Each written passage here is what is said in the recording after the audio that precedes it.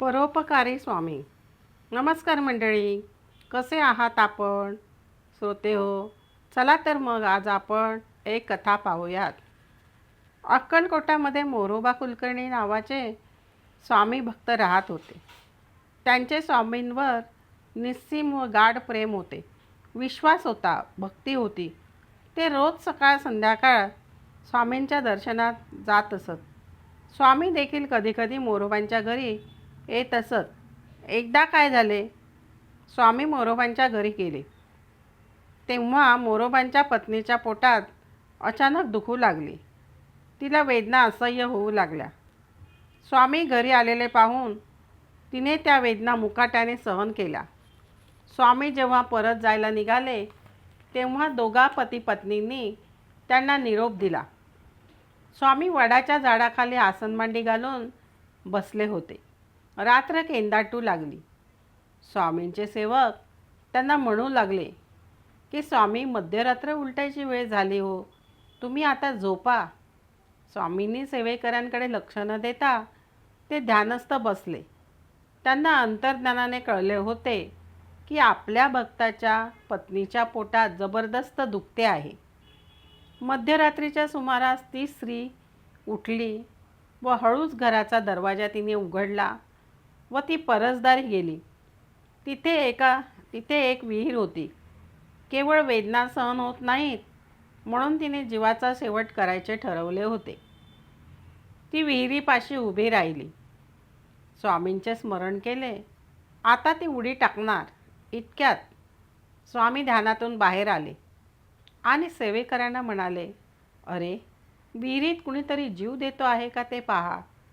सेवेकरी म्हणाले, महाराज, इथे जवळपास विहीर नाही आणि एवढ्या मध्यरात्री कोण जीव द्यायला तयार आहे. समर्थ म्हणाले, तुम्ही खूप शहाणे आहात. प्रथम धावत जा व मोरोबा कुलकर्ण्यांच्या परसदारी जी विहीर आहे तिथे कुणी स्त्री जीव देते का पहा. स्वामींची आज्ञा होताच सेवेकरी मोरोबा कुलकर्ण्यांच्या परसदारी गेले.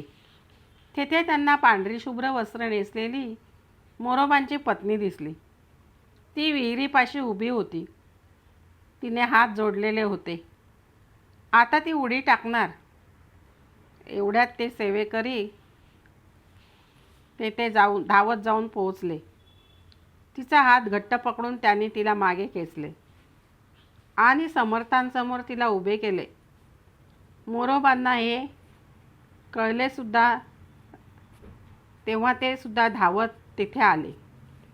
आपली पत्नी स्वामींच्या समोर उभी आहे हे त्यांनी पाहिले.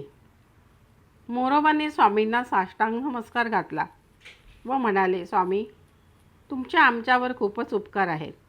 आमच्या संकटाचे निवारण तुम्ही केलेत. स्वामी म्हणाले, मोरोबा, सुंठ तुझ्या पत्नीला खायला दे, म्हणजे तिची पोटदुखी थांबेल. त्याप्रमाणे मोरोबाने आपल्या पत्नीस सुंठ तोंडात टाकले आणि काय आश्चर्य, त्या क्षणी तिची पोटदुखी थांबली आणि तिला एकदम बरे वाटले. स्वामींची आपल्यावर मोठी कृपा झाली याचा मोरोबाला व त्याच्या पत्नीला खूप आनंद झाला. त्यांनी आपले उर्वरित आयुष्य स्वामी सेवेत घालवले. तात्पर्य. श्रोते हो, या कथेत स्वामी भक्तांसाठी बघा कसे अडचणीत संकटात धावत येऊन संकट निवारण करतात. आजकालच्या धकाधकीच्या धावपळीच्या जीवनात भक्तांना स्वामींचाच एक आधार आहे. त्या क्षणी त्यासाठी सतत नामस्मरण भक्ती आवश्यक आहे.